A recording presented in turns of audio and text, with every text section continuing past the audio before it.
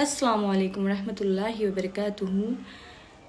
رمضان کے بعد پھر بے قیدی۔ پھر مجھے بتائیے کہ کیا ماجرا ہے کہ رمضان بھر میں تقریباً گھنٹوں خدا کی عبادت کرنے کے بعد جب آپ فارغ ہوتے ہیں تو اس پوری عبادت کے تمام اثرات شوال کی پہلی تاریخ ہی کو کافور ہو جاتے ہیں۔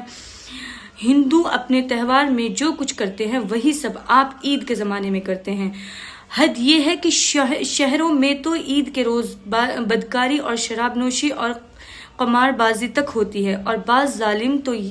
میں نے ایسے دیکھے ہیں جو رمضان کے زمانے میں دن کو روزے رکھتے ہیں اور رات کو شراب پیتے ہیں اور روزانہ کرتے ہیں۔ عام مسلمان خدا کے فضل سے اس قدر بگڑے ہوئے تو نہیں ہیں، مگر رمضان ختم ہونے کے بعد آپ میں سے کتنے ایسے ہیں جن کے اندر عید کے دوسرے دن بھی تقویٰ اور پرہیزگاری کا کوئی اثر باقی رہ جاتا ہو؟ خدا کے قانون کے خلاف ورزی میں کون سی کسر اٹھا رکھی جاتی ہے، نیک کاموں میں کتنا حصہ لیا جاتا ہے اور نفسانیات میں کیا کمی آ جاتی ہے؟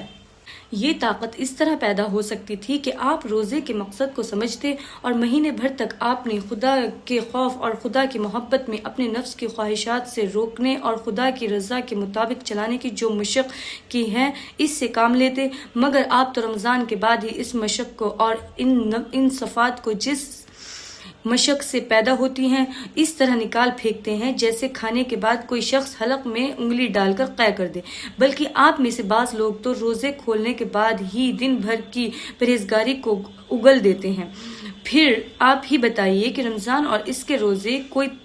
طلسم تو نہیں ہے کہ بس ان کے ظاہری شکل پوری کر دینے سے آپ کو طاقت حاصل ہو جائے، جو حقیقت میں روزے سے حاصل ہونی چاہیے۔ جس طرح روٹی سے جسمانی طاقت حاصل ہوتی ہے جب تک کہ وہ معدے میں جا کر ہضم نہ ہو اور خون بن کر جسم کے رگ رگ میں نہ پہنچ جائے، اس طرح روزے سے بھی روحانی طاقت اس وقت تک حاصل نہیں ہو جاتی جب تک کہ آدمی روزے کے مقصد کو پوری طرح